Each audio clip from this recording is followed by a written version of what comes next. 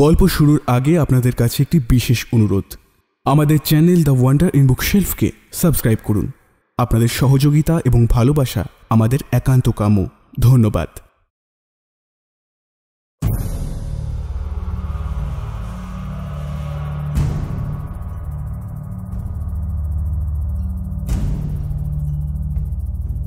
গল্পের দেশে আপনাদের নিয়ে যেতে আমরা আবার তৈরি। বিচিত্র এই দেশ রোমাঞ্চ এবং রহস্যে ভরা। সাহিত্যের এক বিপুল সম্ভার নিয়ে আমাদের বিশেষ প্রয়াস দ্য ওয়ান্ডার ইন বুকশেলফ। থাকবে বাংলা ও বিশ্ব সাহিত্যের ঝুলি থেকে বাছাই করা কিছু গল্প। প্রত্যেক বৃহস্পতিবার চ্যানেলের কিছু পুরনো ছোট গল্প নিয়ে থাকছে ভয় ভয় করে, আর তার মধ্যে আজকে শুনবেন আপনারা তার দ্বিতীয় গল্প। শুরু হচ্ছে ভয় ভয় করে দ্বিতীয় পর্ব।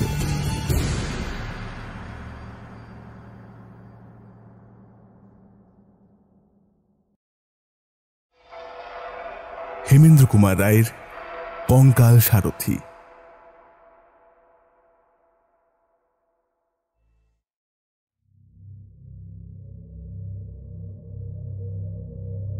উফ,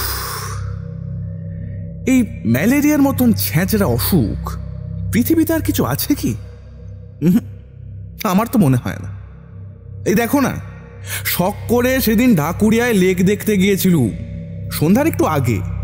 হঠাৎ কাঁপুনি দিয়ে এমন জ্বর এলো, সে কি জেসে জ্বর, সে কি জেসে কাঁপুনি।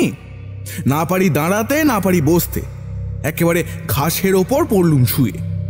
আর কি শীত রে বাপ, পা থেকে মাথা পর্যন্ত চাদর মুড়ি দিয়ে একেবারে কাঁপতে কাঁপতে কেমন যেন আচ্ছন্নের মতো হয়ে রইলুম। এবার সেইভাবে কতক্ষণ ছিলুম তা ভগবানই জানেন। তবে একবার চাদরের ভিতর থেকে জুলজুল করে চোখ মেলে উঁকি মেরে দেখলুম চারিদিকে গাঢ় অন্ধকারের মেলা বসেছে। কোথাও জনমানবের টু সারা শব্দ নেই। আমার বুকটা এবার ছ্যাঁত করে উঠল। কোথায় বাগবাজারে আমার বাড়ি, আর কোথায় পড়ে আছি আমি একলা। গুন্ডায় গলায় ছুরি বসাতে পারে, সাপে কামড়াতে পারে, বিনা চিকিৎসায় প্রাণ পাখি ফুরুক করে পালিয়ে যেতে পারে। বাড়ির লোক এতক্ষণে হয়তো ভেবেই সারা হচ্ছে। না, এভাবে তো আর থাকা চলে না। যেমন করেই হোক আমাকে আজ বাড়ি যেতেই হবে। অনেক কষ্টে উঠে দাঁড়ালো। গায়ের ভিতর থেকে তখন যেন আগুনের ঝলক ছুটছে। চোখের সামনে দিয়ে যেন রাশি রাশি সর্ষে ফুল নাচতে নাচতে একেবারে আধার সাগরে ডুবে যাচ্ছে। আর তারপরেই আবার একবার ফেসে ফেসে উঠছে। প্রতিবার পা ফেলি আর মনে হয় এই বুঝে আমি দড়াম করে পপার ধরণীতলে হলো।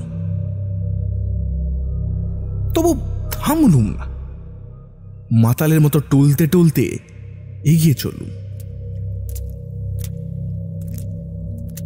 রাত ঝাঁ ঝাঁ করছে।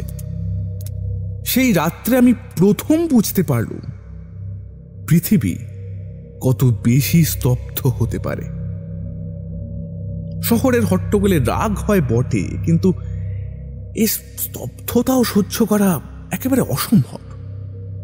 একটা ব্যাঙ কি ছিঁচি পোকা কি একটা পাহাড়ওয়ালার নাক পর্যন্ত ডাকছে না আজ। গাছের পাতায় বাতাসের একটু নিঃশ্বাস পর্যন্ত শোনা যাচ্ছে না আজ। সারি সারি কোম্পানির আলোর থামগুলো নীরবে দাঁড়িয়ে জ্বলন্ত চক্ষে যেন থমথমে অন্ধকারকে নিরীক্ষণ করে চলেছে। তিমির তুলির প্রলেপ মাখানো গাছগুলোর ফাঁকে বাড়ির পর বাড়ি দেখা যাচ্ছে বটে, কিন্তু তারাও যেন আজ প্রেত পুরীর মতো নিস্তব্ধ, নিঝুম। তাদের ভিতর থেকে একটা ঘুম ভাঙা খোকার কান্নার আওয়াজ পর্যন্ত কোথাও জেগে উঠছে না। মনে হচ্ছে কে যেন আজ মন্ত্র পড়ে সমস্ত জগৎটাকে একেবারে বোবা বানিয়ে দিয়ে গেছে। জ্বরের ঘোরে চলছি তো চলছি। এই নিঃশব্দ পল্লী ছেড়ে শহরের শব্দের রাজ্যে গিয়ে পড়বার জন্য আমার প্রাণ যেন আইচাই করতে লাগলো। তবে এ পথ যেন আজ কিছুতেই শেষ হবে না, কালও শেষ হবে না। আমাকে যেন কোনো অভিশপ্ত আত্মার মতন চলতে হবে অনন্ত কাল ধরে। এক বেচারা ইহুদির গল্পে পড়েছিল, কার সাপে তাকে নাকি অনন্তকাল ধরে সারা বিশ্বে ছোটাছুটি করে বেড়াতে হয়েছিল। আমারও তাই হলো নাকি? মাথাটা একবার নাড়া দিয়ে ভাবলুম, দূর ছাই, এসব কি উদ্ভট কথা ভাবছি আমি। জ্বরে আমার মাথাটা খারাপ হয়ে গেল নাকি? মাঝে মাঝে এক একটা মাঠ যেন এক একটা অন্ধকারের মায়া সরোবর, সেখান দিয়ে যেন অন্ধকারের ঢেউ বইছে, অন্ধকারের স্রোত ছুটে আসছে আমাকে গ্রাস করবার জন্য। অন্ধকারের তরঙ্গের ভিতরে গাছগুলোকে দেখাচ্ছে যেন বড় বড় দৈত্য দানবের মতো। প্রতীকের হৃৎপিণ্ড ছিঁড়ে খাবার জন্য তারা উঁত পেতে প্রস্তুত হয়ে আছে। কান্না ভরা কনকনে বাতাস এসে চুপি চুপি যেন আমার কানে কানে বলে যাচ্ছে, হে নিঝুম রাতের অজানা মানুষ, এই মৃত্যুপুরীর ভিতর দিয়ে কোথায় চলেছ তুমি? আমার কথা শোনো, ভূত প্রেতেরা একে একে জেগে উঠেছে। এই বেলা প্রাণ নিয়ে পালিয়ে যাও, পালিয়ে যাও ও পালিয়ে যাও।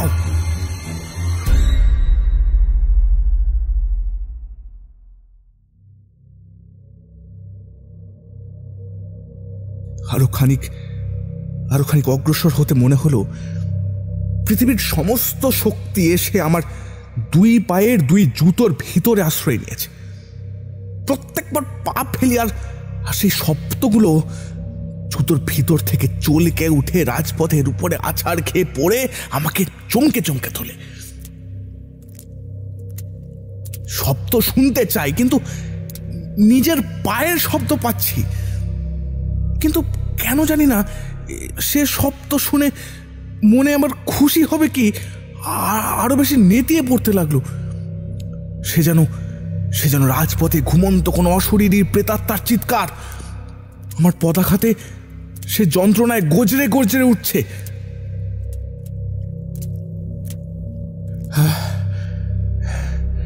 এতক্ষণ পরে রসা রোডের মোড়ে এসে পড়ল।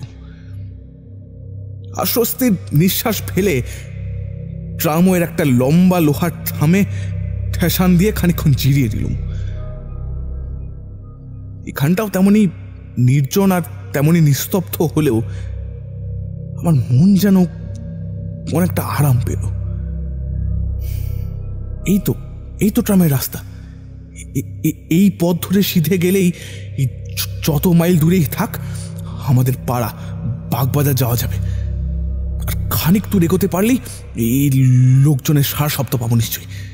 আর ট্রাম বাস বন্ধ হলেও ট্যাক্সি মেলাও তো আর অসম্ভব নয়। তখন জ্বরে আমার চোখ ছলছল করছে, কান করছে ভোঁ ভোঁ, আর মাথা ঘুরছে বোঁ বোঁ করে। বারবার ইচ্ছে হতে লাগলো পথের উপরে লম্বা হয়ে শুয়ে পড়ার জন্য। কেবলই বাপ মায়ের বিষণ্ণ মুখের কথা ভেবেই মনের সেই ইচ্ছাকে দমন করলুম অনেক কষ্টে। নিজেই নিজেকে বললুম, বোন, তুমি শান্ত হও, তুমি শান্ত হও। এই পথের শেষেই আছে তোমার বাড়ি, তোমার আত্মীয় স্বজন, তোমার নরম তুলতুলে বিছানা। কোন রকমে চক্ষু মুদে এই পথটুকু পার করতে পারলেই ব্যাস সকল কষ্ট, সকল ভাবনার অবসান হয়ে যাবে। হঠাৎ দূর থেকে একটা শব্দ জেগে উঠে চারিদিকের নিস্তব্ধতার মুখে যেন ভাষা দিলে। ঘর ঘর ঘর ঘরম করে একটা বাজ ডাকার মতো শব্দ আমার দিকেই এগিয়ে আসছে। তারপরেই শুনলুম ফেপুর আওয়াজ। ট্যাক্সি না বাস? কিছুটা আহ্লাদে চাঙ্গা হয়ে সোজা হয়ে বসে তারপর একটু দাঁড়িয়ে পথের দিকে তাকিয়ে রইল। তারপরই দেখা গেল নিচে দুটো আর উপরে একটা আলো। তিনটে আলো দেখি বুঝলাম এটা ট্যাক্সি নয়, এটা একটা বাস আসছে। তাহলে জ্বরের থমকে আমি কি ভুল বুঝেছিলাম? বাস যখন চলছে তখন রাত খুব একটা বেশি হয়নি। কিন্তু আশ্চর্য, এরই মধ্যে অঞ্চলটা এমন ভয়ানক নিস্তব্ধ হয়ে পড়ে। বাবা, আমার কলকাতার গোলমাল বেঁচে থাক, এই অঞ্চলে আর ভদ্রলোকেরা বাস করে। কিন্তু বাসের আলো অত বেশি জ্বলছে কেন? সামনের সারা পথে সে যেন আগুনের ঢেউ বইয়ে ছুটে আসছে। আর আরেকটা জিনিস, এই নিরালা পথে এত ভেপু বাজাবাড়ি কি দরকার বাবা? এই অঞ্চলের সন্ধ্যের পরই ঘুম কাতুরে লোকগুলোর কানে একবারে তালা ধরে যাবে যেন। একদম একদম ঊর্ধ্বশ্বাসে ছুটতে ছুটতে থুলোয় থুলোয় পথ অন্ধকার করে একখানা রাং টকটকে মস্ত বড় বাস আমার কাছে এসে হঠাৎ দাঁড়িয়ে পড়ল, এবং সঙ্গে সঙ্গে একজন তীব্র কণ্ঠস্বরে চিৎকার করে উঠল, ধর্মতলা, ধর্মতলা, ওয়েলেসলি, শ্যামবাজার, শ্যামবাজার, ধর্মতলা, শ্যামবাজার। আমি তাড়াতাড়ি বাসে উঠে একখানা গদি মোড়া আসনের উপর গিয়ে ধূপ করে বসে পড়ল। হোক শ্যামবাজারের বাস। এই স্তব্ধ মরার মুলুক থেকে এখন তো সরে পড়ি। শ্যামবাজার থেকে বাগবাজার পায়ে হেঁটে যেতে অমন বেশি দেরি লাগবে না। কিন্তু কেন জানি না, বাসের ভিতর ঢুকেই আমার বোধ হলো আমি যেন এক জগৎ ছেড়ে আরেক অচেনা জগতের ভিতরে প্রবেশ করব। বাস ছুটছে আর তার ভেপু বাজছে। এত বেগে বাস ছুটছে, তার জানালাগুলো সব খোলা রয়েছে, অথচ বাইরে থেকে বাতাসের একটুখানি ঝলক পর্যন্ত তো গায়ে লাগছে না। ভারী অবাক হয়ে গেল। আমার জ্বর কি এত বেড়ে উঠেছে যে দেহের অনুভব করবার ক্ষমতাটুকু আর নেই? পথ তেমনি নির্জনা নিঃসার, কিন্তু বাতাসও কি আজকে ঘুমিয়ে পড়েছে?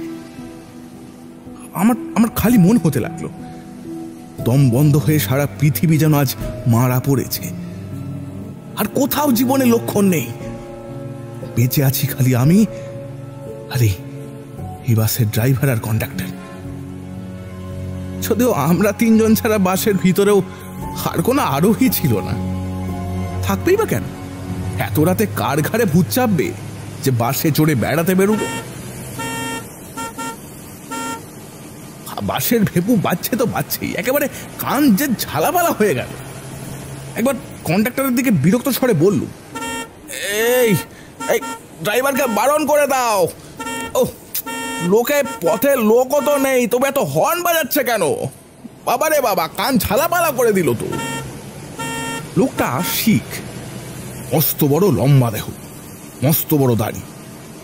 সে কালার বোবার মতন আমার মানে তাকিয়ে রইল। আমি আবার বললুম, এই শুনছ, হর্নটা দিতে বারণ করো না। তবু সে জবাব দিলে না, ড্রাইভারকে হর্ন থামাতেও বললে না। লোকটা সত্যি সত্যি কালা ও বোবা নাকি? কিন্তু না, তাই বা হবে কি করে? এই তো খানিক আগেই তো ধর্মতলা, ওয়েলেসলি, শ্যামবাজার বলে চেঁচিয়ে পাড়া মাত করছিল। তাহলে সে বোধ হয় আমার কথার জবাব দিতে চায় না। এরা ভেবেছে কি এদের এই ভেপুর আওয়াজে সারা শহরের ঘুম ভেঙে যাবে, আর তাহলেই সবাই বিছানা ছেড়ে লাফিয়ে ছুটে এসে ওদের বাসের প্যাসেঞ্জার হয়ে যাবে? যত সব। যতই হর্ন বাজাক, শহর কিন্তু জাগবার কোনো লক্ষণ প্রকাশ করলে না। পথের আশেপাশে নেড়ি কুকুরগুলো আরাম করে কুণ্ডলি পাকিয়ে শুয়ে শুয়ে ঘুমোচ্ছিল। কিন্তু এই বাসের সাড়া পেয়েই তারা তাড়াতাড়ি উঠে ল্যাজ পেটের তলায় ঢুকিয়ে পালাতে লাগলো। মহা ভয়ে কেউ কেউ কিউ কিউ করে কাঁদতে লাগলো।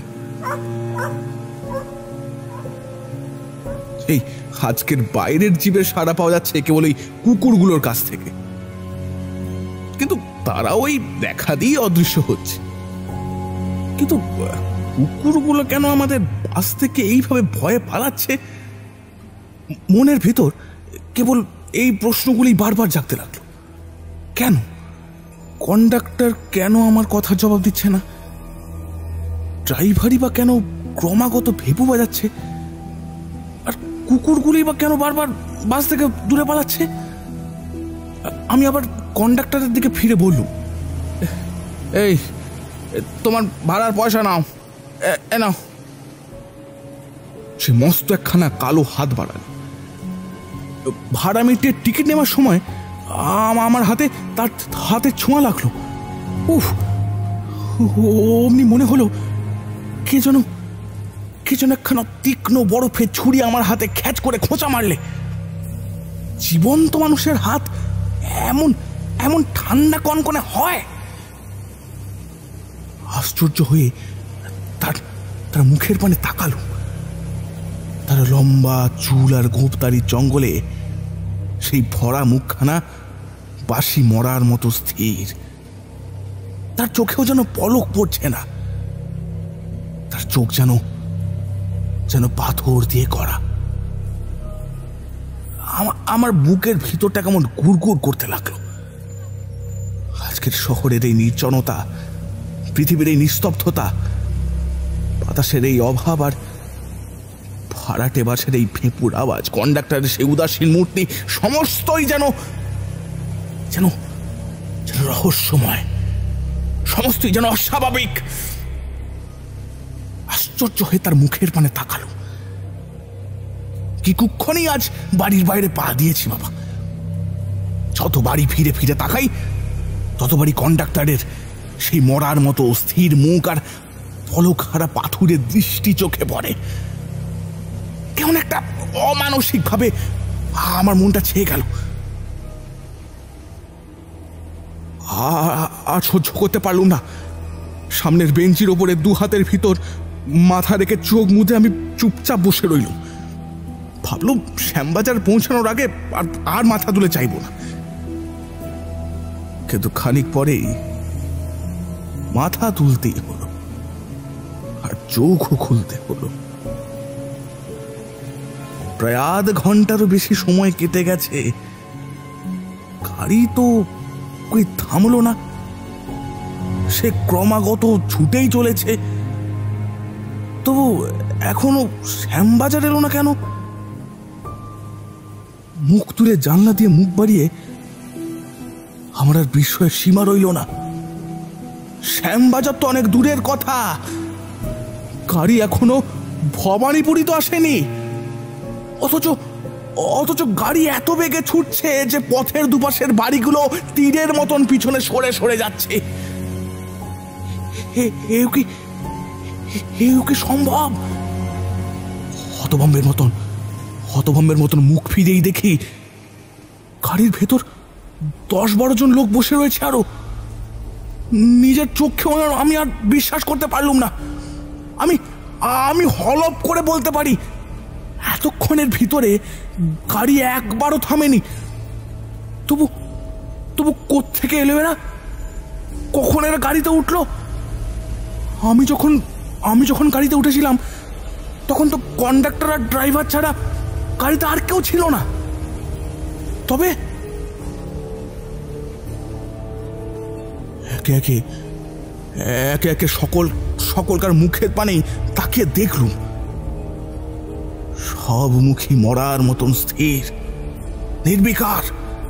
সব চোখের পাথুরে দৃষ্টি যেন আড়ষ্ট হয়ে রয়েছে।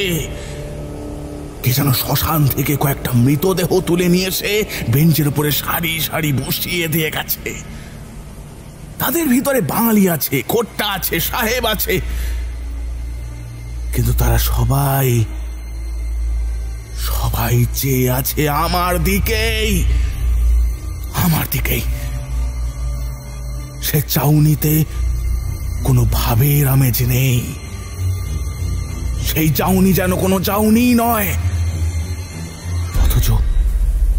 অথচ সেই চাউনি দেখলে কাটা ছমছম করে ওঠে, দেহের রক্ত ঠান্ডা হয়ে যায়। তাদের চাউনি যেন চোখের ভিতর দিয়ে আসছে না, আসছে আলোকের উপার থেকে, অন্ধকারের আত্মার ভিতর থেকে। যে দেশে জ্যান্ত মানুষ নেই সেই দেশ থেকে। ভাবহীন অথচ ভয়ানক তাদের সেই চাউনি। আর এক আশ্চর্য ব্যাপার এই যে গাড়ির ঝাঁকুনিতেও তাদের কারোর দেহ একটু নড়ছে না। গাড়ির ভিতরে বসেও তাদের দেহ যেন গাড়িকে না ছুঁয়ে শূন্যে বিরাজ করছে। মনে হতে লাগলো আমার আমার অজ্ঞাত স্বরে যেমন হঠাৎ করে তারা গাড়ির ভেতর উড়ে এসে জুড়ে বসেছে, তেমনি হঠাৎ করে আবার হাওয়া হওয়ার সঙ্গে সঙ্গে মিলে যেতে পারে আমার অজান্তেই। যেন তার ছায়ার কায়াহীন অনুচর দেখা দেয়, কিন্তু ধরা দেয় না। তাদের দেখা যায়, তবু ধরা যায় না। আমার সভয়ের দৃষ্টি আবার পথের দিকে ফিরিয়ে নিলুম। গাড়ি তেমনি হিচকি তোলা আওয়াজের মতন ভেপুর শব্দ করতে করতে তার বেগে ছুটছে, কিন্তু তখনও ভবানীপুর আসেনি।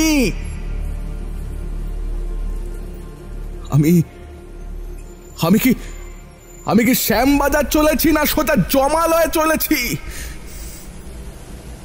কি এক দুঃসহ অজানা টানে অস্থির হয়ে চোখ আবার গাড়ির ভিতরে ফেরালো। গাড়িতে ইতিমধ্যেই লোকের সংখ্যা আরো বেড়ে উঠেছে। তারাও স্থির নেত্রে আমার দিকেই তাকিয়ে আছে। সমস্ত গাড়ির ভিতরে একটা বোটকা গন্ধ ভেসে ভেসে আসছে, যেন বাসি মরার গন্ধ। হাসপাতালের মরার ঘরে গিয়ে আমি একবার ঠিক এই রকম গন্ধই পেয়েছিলাম। এবার আমার সর্বাঙ্গে কাঁটা দিলে বুকের কাছটা শিউরে শিউরে উঠতে লাগলো। আমি কি জেগে আছি না স্বপ্ন দেখছি? আর থাকতে না পারে হঠাৎ চেঁচিয়ে বলে উঠলুম, এই কন্ডাক্টর, গাড়ি বাঁধো, গাড়ি বাঁধো। কন্ডাক্টর কোনো সাড়া দিলে না, গাড়ি থামাবার চেষ্টাও করলে না। আবার বললুম, কিন্তু কোনো ফল হলো না। রেগে দাঁড়িয়ে উঠে কন্ডাক্টরের দেহ ধরে আমি নাড়া দিতে গেলুম, কিন্তু তাকে ছুঁতেও পারলুম না। চোখের সামনে আমি তাকে স্পষ্ট দেখতে পাচ্ছি, কিন্তু তাকে স্পর্শ করতে পারছি না। সে দেহ যেন হাওয়া দিয়ে তৈরি। হঠাৎ গাড়ির সব লোক একসঙ্গে অট্টহাসি করতে শুরু করে দিলে। সে অদ্ভুত বিভৎস হাসি আসছে, যেন অনেক দূর থেকে, অনেক আকাশ ভেদ করে, অনেক সমুদ্র পাহাড় প্রান্তর পার করে, অনেক নরকের অন্ধকারে ডুব দিয়ে, অথচ তার আওয়াজ এতটাই স্পষ্ট যে আমার কান ফেটে যাবার জোগাড় হলো। আমি পাগলের মতো চিৎকার করে বললুম, গাড়ি থামাও, গাড়ি থামাও, জলদি গাড়ি থামাও। এই ড্রাইভার। গাড়ি থামানো ঘন্টার দড়ি ধরে আমি ঘন ঘন নাড়তে লাগলুম। এবার ড্রাইভার এতক্ষণ পরে আমার দিকে মুখ ফেরালে, কিন্তু সে মুখে এক তিলো মাংস নেই। সে মুখ সাদা ধবধবে হাড়ের মুখ, নাকের জায়গায় তিনটে গর্ত, দু ঠোঁটের জায়গায় দু সারি দাঁত বেরিয়ে আছে। এতক্ষণ এই পোশাক পরা কঙ্কালটাই তবে গাড়ি চালিয়ে আসছে। গাড়ির ভিতরের অট্টহাসির আওয়াজ আরো বেড়ে উঠল। আমি আর সইতে পারলুম না। সেই ভীষণ অট্টহাসি শুনতে শুনতে আমি একেবারে অজ্ঞান হয়ে পড়লাম। অজ্ঞান হয়ে গেল।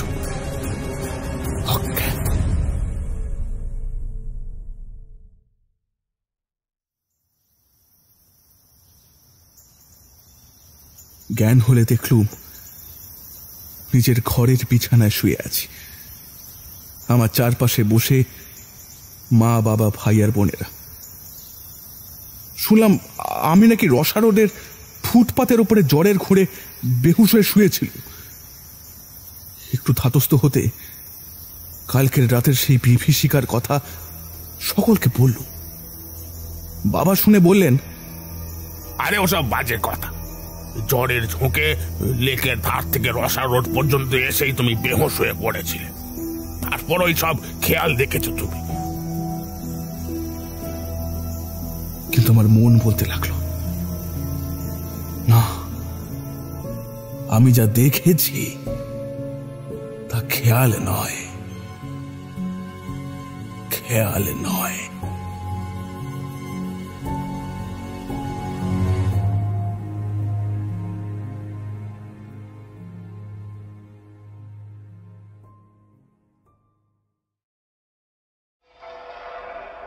শুভঙ্কর ভট্টাচার্যের সে আছে ওখানে।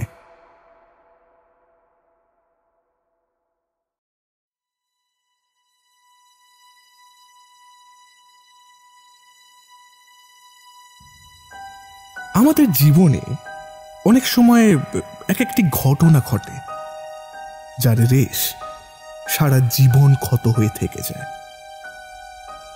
এমন একটি অভিজ্ঞতা আজকে তুলে ধরছি। যে সময়ের কথা বলছি তখন আমার বয়স আন্দাজ 12 হবে। ভাই ফোটার সময় তখন প্রতি বছর মামার বাড়ি যাওয়ার চল ছিল।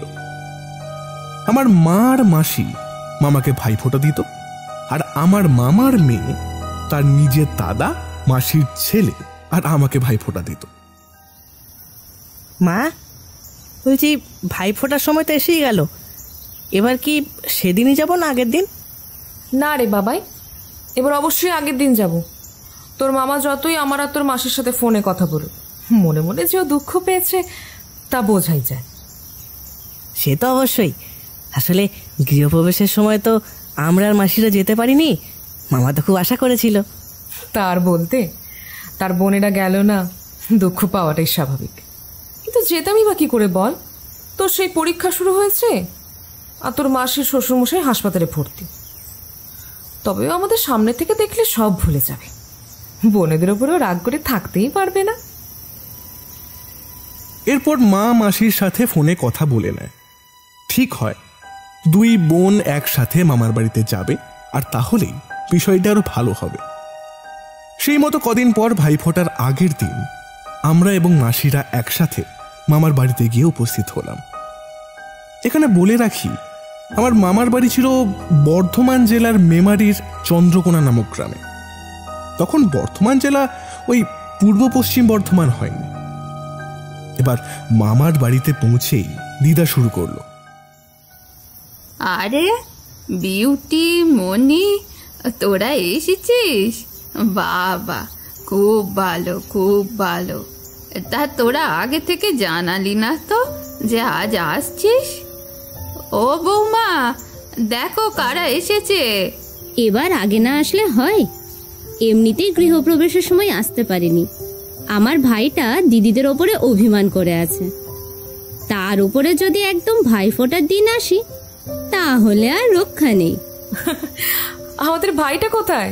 তাকে দেখছি না তো। ও নতুন বাড়িতে গেছে, কি সব কাজ করাচ্ছে। আয় আয়, তোরা আগে ভেতরে আয় তো, পরে সব কথা হবে। আয় আয়।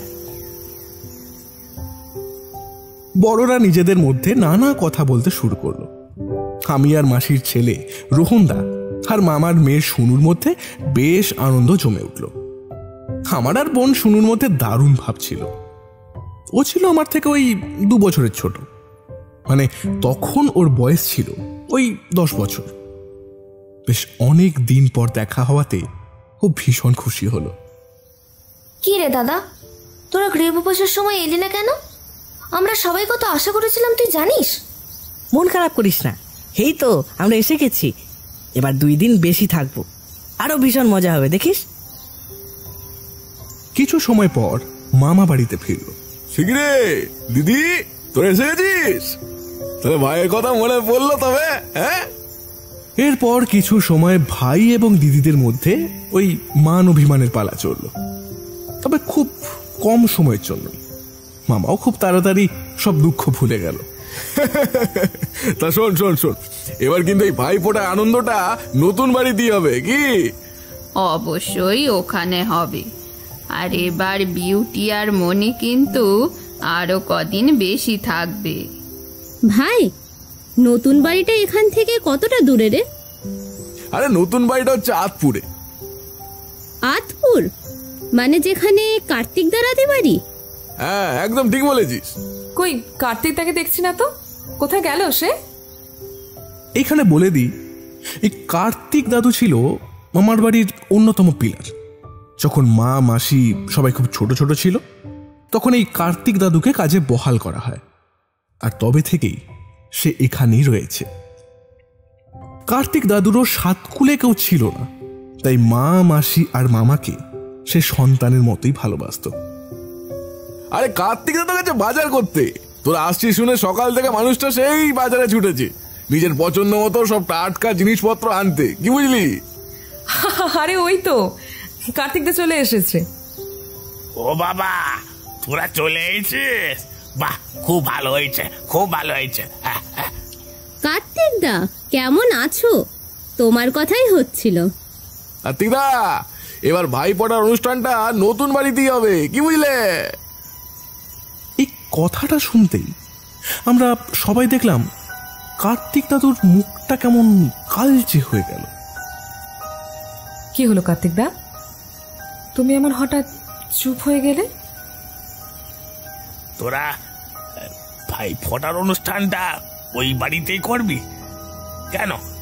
এখানেই তো প্রতি বছর ভালো হয়, ওখানে আবার যাওয়ার কি দরকার? ভাই নতুন বাড়িটা কিনেছে, ওখানেই তো ভালো। আসলে কেন জানি না, ওই বাড়িটা কেনার পর থেকেই কার্তিক দা কোনো যেতে বড় ভয় পাচ্ছে। বরাবরই বলে ওই বাড়িটা নাকি ভালো নয়।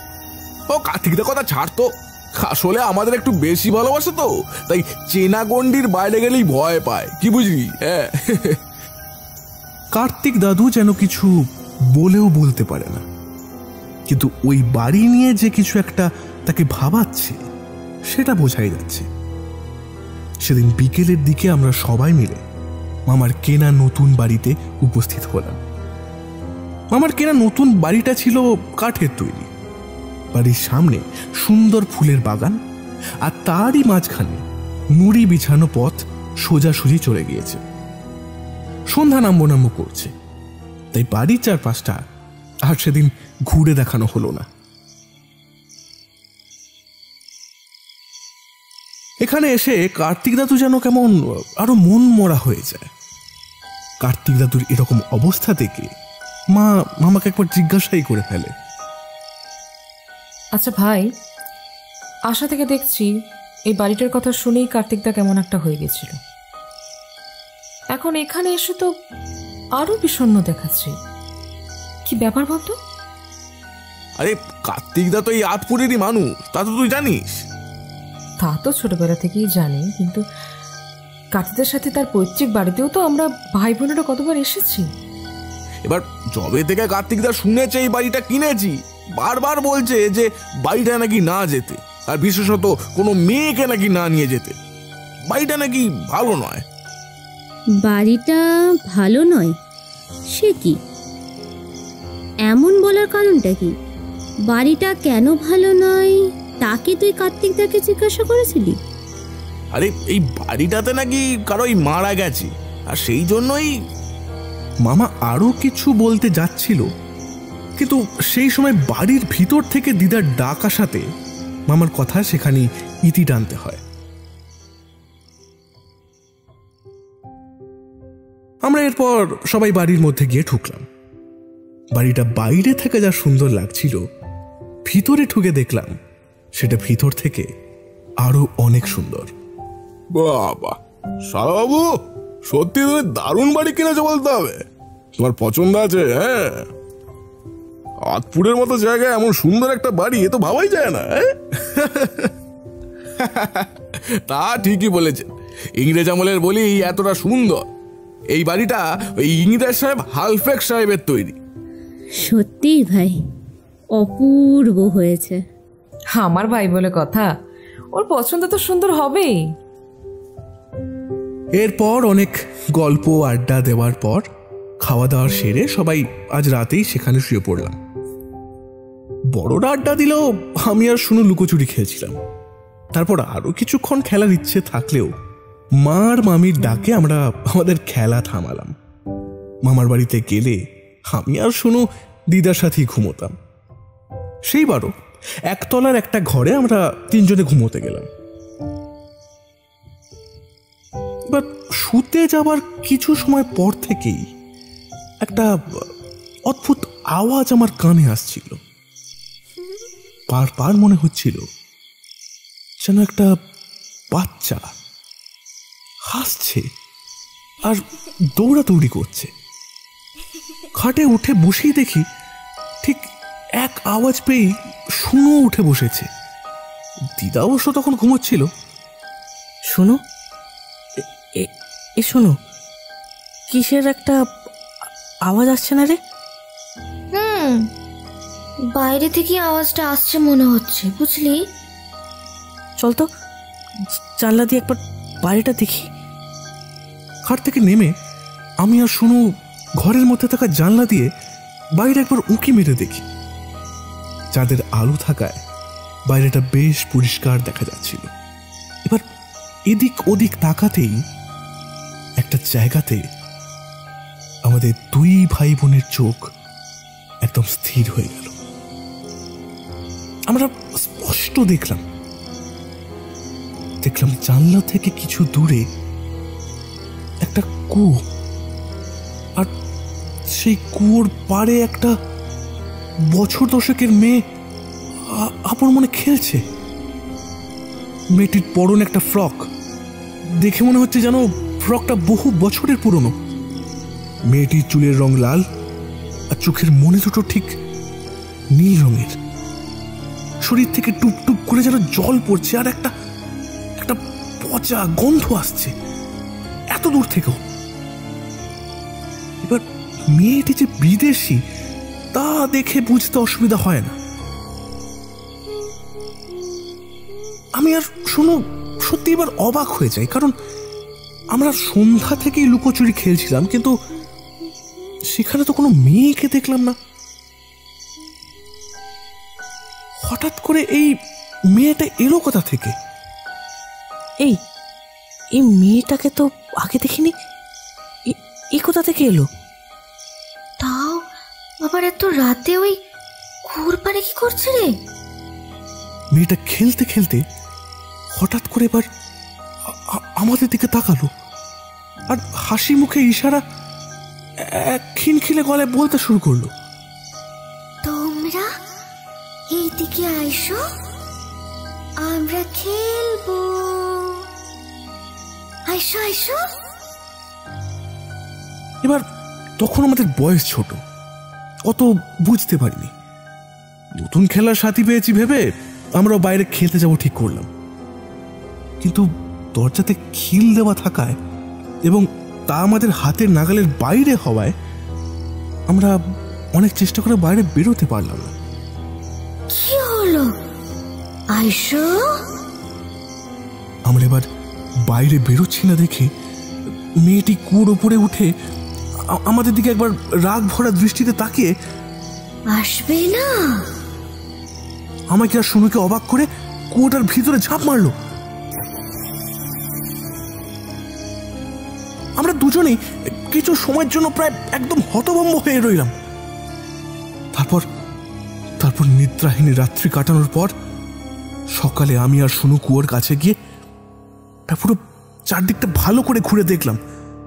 একবার কুয়োর ভিতরে উঁকি মেরে দেখলাম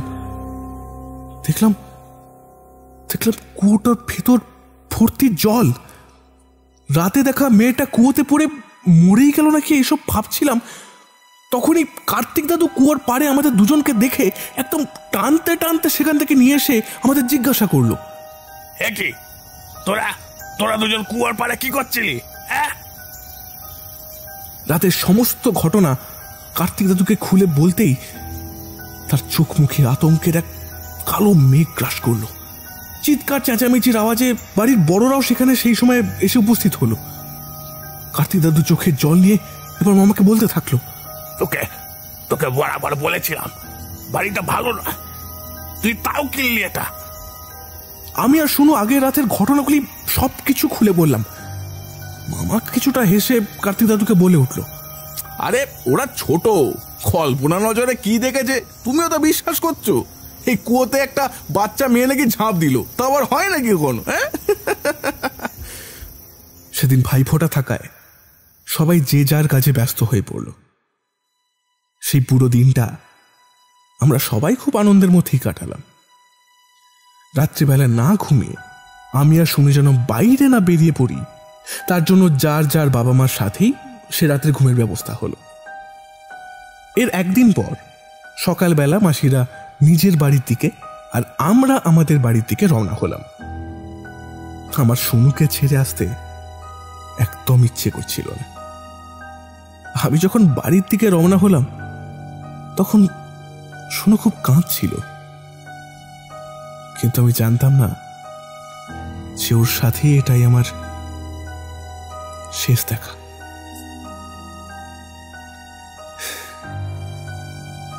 বাড়িতে ফেরার ঠিক 3 দিন পর একটা খবর পেয়ে আমাদের পৃথিবীটা কেঁপে উঠল। একটা ভয়ঙ্কর সংবাদ পেলাম যে আমার বোন শুনু মারা গিয়েছে। তড়িঘড়ি আমরা সবাই মামা বাড়ি পৌঁছালাম। গিয়ে শুনি শুনু সেই কুয়োতে পড়ে মারা গিয়েছে।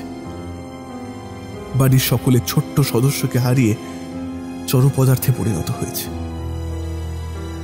পুরো বাড়িতে একটা শোকের পরিবেশ। মামির দিকে তো তাকানো যাচ্ছিল না। এদিকে মামা আর বাবা তখন পুলিশের সাথে কথা বলে চলেছে। শুনু সকালে বৌমাকে বলে বাড়ির পিছনে খেলতে যায়, অনেকক্ষণ হয়ে যাওয়ার পরেও আসছে না দেখে বৌমা বাড়ির পিছনে গিয়ে দেখে যে কেউ নেই সেখানে। কেবল দেখে যে কুয়োর পাড়ে শুনুর জুতো জোড়া পড়ে আছে। তাই দেখেই তো বৌমা কাঁদতে শুরু করে। বৌমার কান্নার আওয়াজে আমি, তোদের ভাই কার্তিক সব ছুটে আসি। বাড়িতে কোথাও শুনুকে খুঁজে পাওয়া যায় না। পরে লোক এনে কুয়োতে লোক নামাতেই কুয়োর নিচে থেকে শুনুর দেহ পাওয়া যায়। আমরা দেখি কার্তিক দাদু কুয়োর দিকে তাকিয়ে একা একাই বিড়বিড় করে কি সব বলছে। আমরা তার কাছে এগিয়ে যেতেই দাদু কাঁদতে কাঁদতে বলে উঠল, তোদের ভাইকে বারবার বলেছিলাম বাড়িটা না কিনতে, তাও কিনল। সব শেষ হয়ে গেল, সব শেষ হয়ে গেল।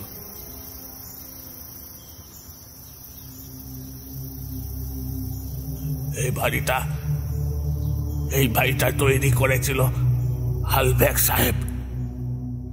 তখন ভারতের ব্রিটিশ রাজত্ব চলছে। হালবেগ সাহেব ছিলেন একটু অন্যরকম। ভারতীয় মানুষ ও সংস্কৃতির প্রতি তার অগাধ ভালোবাসা ছিল। তার স্ত্রীর নাম ছিল ওই মরিসন। এই গ্রামেই জন্মেছিল তাদের মেয়ে কেমিলা। সে দেখতে ছিল খুব সুন্দর। যখন তার ওই 10 বছর বয়স, একদিন খেলতে খেলতে এই কুয়োর মধ্যে সে পড়ে মারা যায়। মেয়ে মারা যাবার পর সেই দুঃখ বুকে নিয়ে এই সাধের বানানো বাড়ি ছেড়ে হালবেগ সাহেব ও মিসেস মরিসন তাদের দেশ ইংল্যান্ডে ফিরে যান। এরপর যতজন এই বাড়ি কিনেছে ততজন এই বাড়িতে একটা বাচ্চা মেয়ের উপস্থিতি লক্ষ্য করেছে। আর বাড়ির মালিকের যদি 10 বছরে কোনো মেয়ে থাকে তাহলে এই কুয়োতে ডুবে মারা গিয়েছে। এমনকি তারা এও বলতো কুয়োতে একটা মেয়েকে অনেকেই নাকি ঝাঁপ দিতে দেখেছে।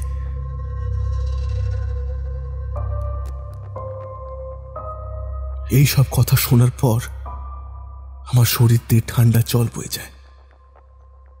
কারণ ভাইফোঁটার আগের দিন রাতে আমি আর শুনুও একটি বাচ্চা মেয়েকে কুয়োতে ঝাঁপ দিতে দেখেছি। পরে যখন নিষ্প্রাণ সুনুর দেহটা বাড়িতে এলো, তখন সবার মতোই আমারও ভীষণ কষ্ট হচ্ছিল। যে বোন দুদিন আগেও আমাদের সাথে কত খেললো, আমাকে ভাইফোঁটা দিল, সে আর কোনোদিন আমাদের সাথে খেলতেও ভাইফোঁটা দিতে আসবে না। কোনোদিন একসাথে আমরা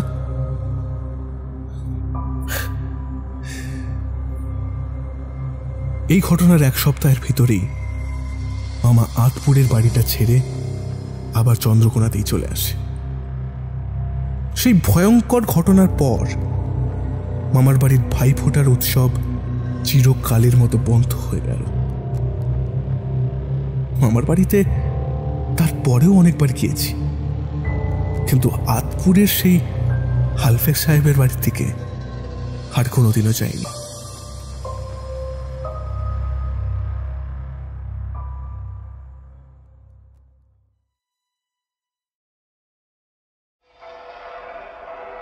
হেমেন্দ্র কুমার রায়ের পুরো বাড়ি।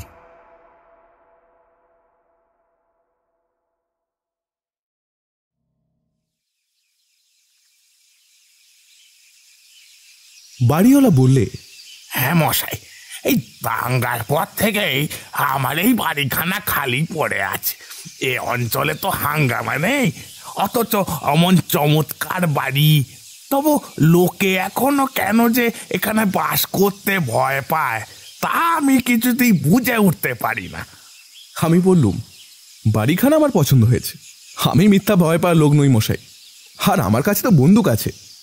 কিন্তু আপনি ভাড়া কত চান?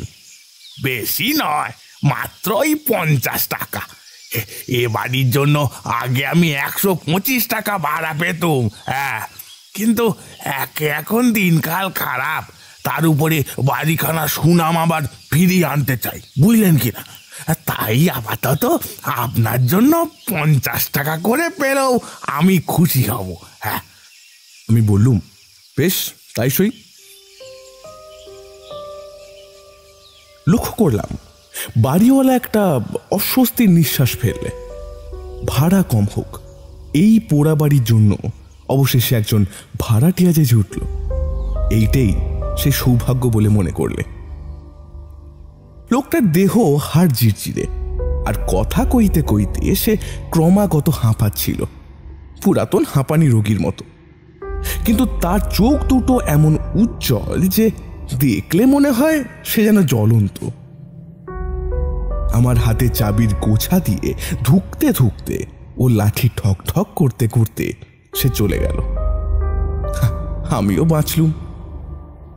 কিন্তু কেন জানি না, তাকে দেখে আমার কেমন অস্বস্তি হতে লাগলো, যেন সে কোনো ভাবী অমঙ্গলের অগ্রদূত।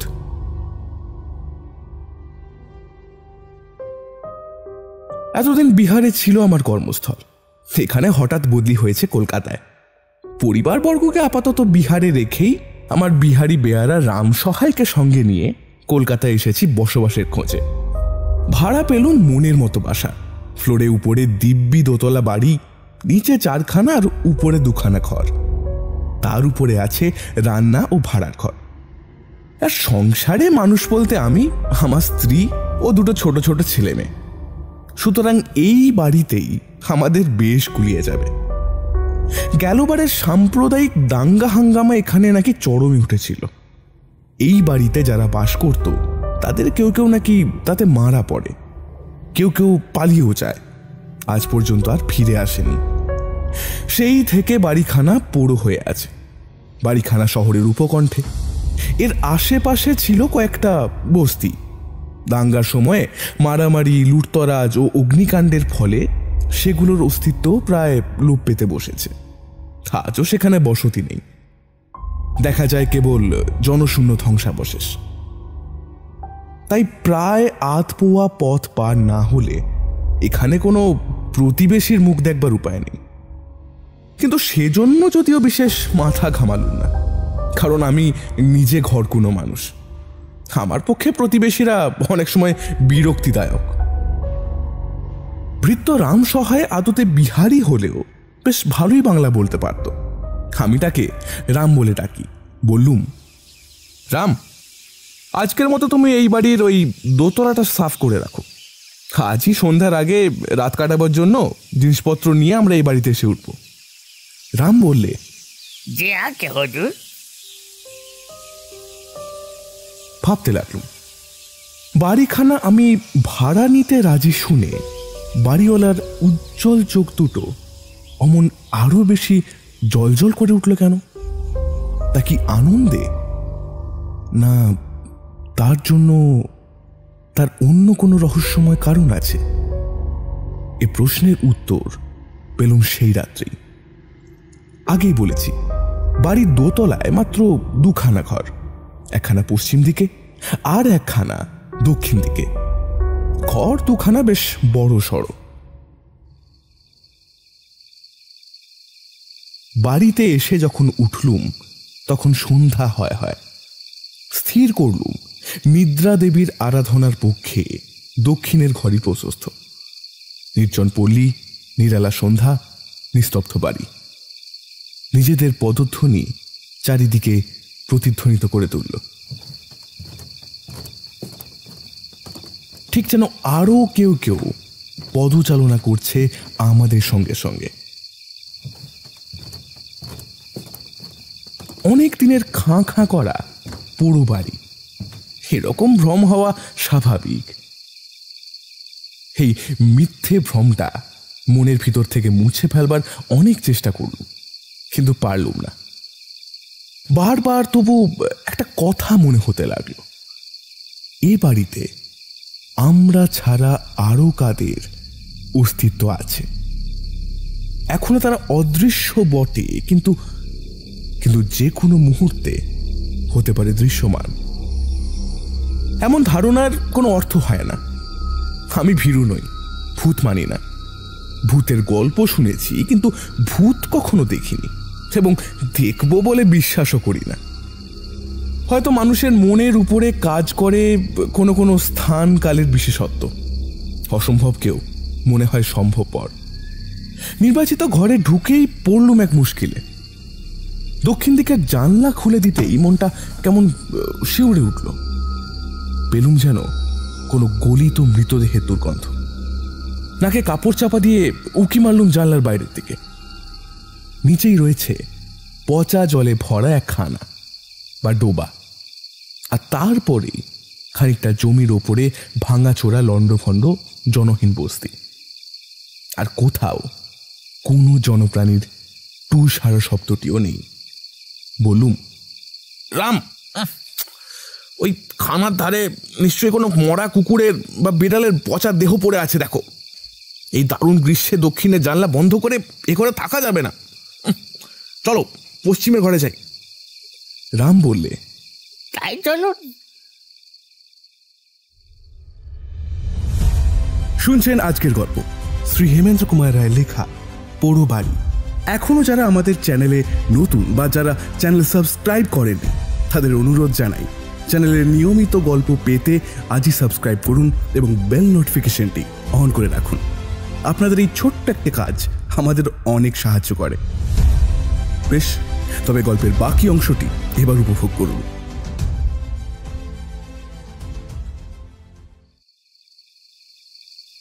পশ্চিমের ঘরে হাওয়া কম হলেও দুর্গন্ধ নেই, কিন্তু অসুবিধায় পড়লুম আরেক কারণে।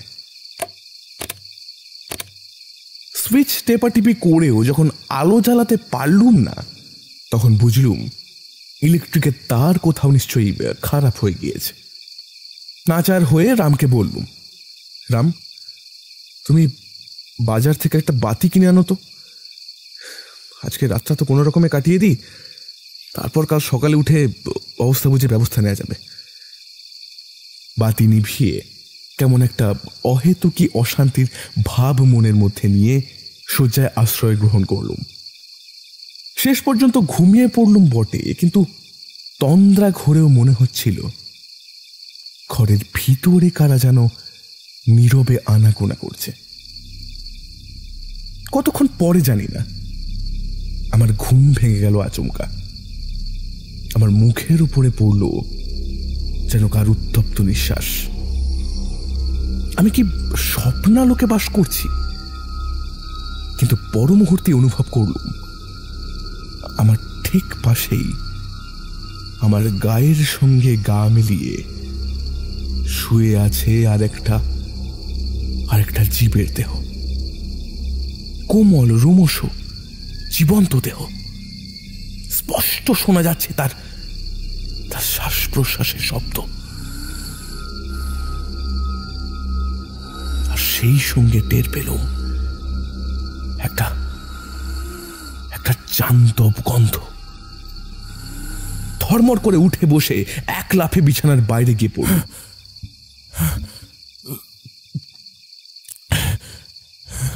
এবং পর মুহূর্তে আচম্বিতে দপ করে জ্বলে উঠল ঘরের বৈদ্যুতিক আলো। কিন্তু তখন আলো জ্বালার ব্যাপারটা আমাকে বিস্মিত করলে না, কারণ সর্বপ্রথমেই আমার দৃষ্টি আকৃষ্ট হলো ওই বিছানার দিকে। কে ওখানে শুয়ে আছে? কিন্তু কি আশ্চর্য, বিছানার উপর কেউ তো নেই। কেবল বিছানার উপর নয়, আমার বিস্ফারিত চক্ষু সমস্ত ঘরখানা আতিপাতি করে খুঁজে সন্দেহজনক বা ভয়াবহ কিছুই আবিষ্কার করতে পারলে না। কি ভ্রম, কি দুঃস্বপ্ন? কিন্তু তাই যদি হবে, তবে বারবার সুইচ নাড়াচাড়া করে বহু চেষ্টা পরেও যে আলো জ্বালাতে পারিনি, সেটা হঠাৎ আপনা আপনি জ্বলে উঠলো কেমন করে? এগিয়ে গিয়ে সুইচ তুলে দিল, কিন্তু অনেক চেষ্টা করেও যে আলো জ্বালাতে পারিনি, এখন চেষ্টা করে তাকে নেভাতেও পারলুম না। সবই বড় অস্বাভাবিক ব্যাপার। এবার তাড়াতাড়ি দরজা খুলে রামের নাম ধরে চিৎকার করতে লাগলুম। রাম, রাম, রাম! সে শুয়েছিল দরজার বাইরে বারান্দার উপরে। আমার চিৎকার শুনে ভিতরে ছুটে এলো হন্তদন্ত হয়ে। উত্তেজিত স্বরে তাকে বললুম, রাম, রাম, এতক্ষণ আমার বিছানার উপরে কে শুয়েছিল? তারপর চেয়ে দেখো, ঘরের আলোটা আপনা আপনি জ্বলে উঠছে। আমার মুখের পানে ফ্যাল ফ্যাল করে তাকিয়ে রামসহায় থ হয়ে দাঁড়িয়ে রইল, বোবা মূর্তির মতন। সে বেশি ভয় পেয়েছে না বেশি হতভম্ব হয়েছে, সেটা বোঝা গেল না। এবার আমার বিছানার দিকে চেয়ে আমার বুকটা কেমন ধরাস করে উঠল। ও আবার কি ব্যাপার? বিছানার চাদরের উপরে রয়েছে কতগুলো কাদা মাখা পদচিহ্ন, দেখতে অনেকটা বিড়ালের থাবার মতন, কিন্তু সেগুলো বিড়ালের থাবার চেয়ে অনেকটা বড়। আমি প্রায় চেঁচিয়ে উঠে বলে উঠলুম, এগুলো কি? আমি হলপ করে বলতে পারি আধ মিনিট আগেও এই থাবার দাগগুলো এখানে ছিল না। রাম, এগুলো ছিল না, এগুলো কি? আতঙ্কগ্রস্ত কণ্ঠে রামসহায় বললে, হুজুর, বাইরে চলে আসুন। বাইরেই চলে এলুম, একেবারে বাড়ির বাইরে।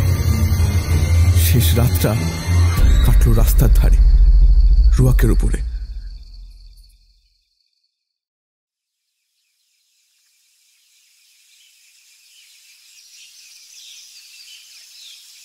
সকালে বাড়িওয়ালার সাথে দেখা, সব কথা তাকে খুলে বললুম। বাড়িওয়ালা হাঁপের টান সামলাতে একবার হাসবার চেষ্টা করে তারপর আমার কথা একবারে পাত্তাই না দিয়ে বললে, আরে মিছেই ভয় পেয়েছেন। হ্যাঁ, ঘরের ভিতরে ভাম এসেছিল, ভাম বেড়াল। ওই পাশের খানায় ওই ভাম থাকে। কিন্তু সে বন্ধ ঘরের ভিতরে সে এলো কেমন করে? কেন, জানলা দিয়ে? ভাম কখনো একতলা থেকে দোতলায় লাফিয়ে উঠতে পারে? দোতলায় যখন উঠেছে নিশ্চয়ই পারে। ঠিক আছে, ধরলুম তাই। কিন্তু ভাম যখন ঘরের ভিতরে নেই, তখন তার পায়ের চিহ্নগুলো বিছানার উপর পড়লো কি করে? আরে আপনি ভুল দেখেছেন। আরে পায়ের চিহ্ন আগে থাকতেই বিছানার উপরে ছিল। হ্যাঁ, আর ওই ইলেকট্রিক লাইটের ব্যাপারটা? তারের ভিতর গলদ থাকলে অমন ব্যাপার মাঝে মাঝে হয়। আপনি পাকা চলে, আপনি আলো জ্বলে, আপনি খামোখা চিন্তা করছেন। আরে মশাই, আমি সব বন্দোবস্ত আজই করে দিচ্ছি, আপনার কোনো ভাবনা নাই। দেখছি বাড়িওয়ালার ওজোরের অভাব নেই, তাই শুকনো হাসি হেসে বললুম, না মশাই, আমার আর কোনো ভাবনাই নেই, কারণ আজকেই আমি অন্য বাড়ির খোঁজে বেরিয়ে পড়ব। নমস্কার।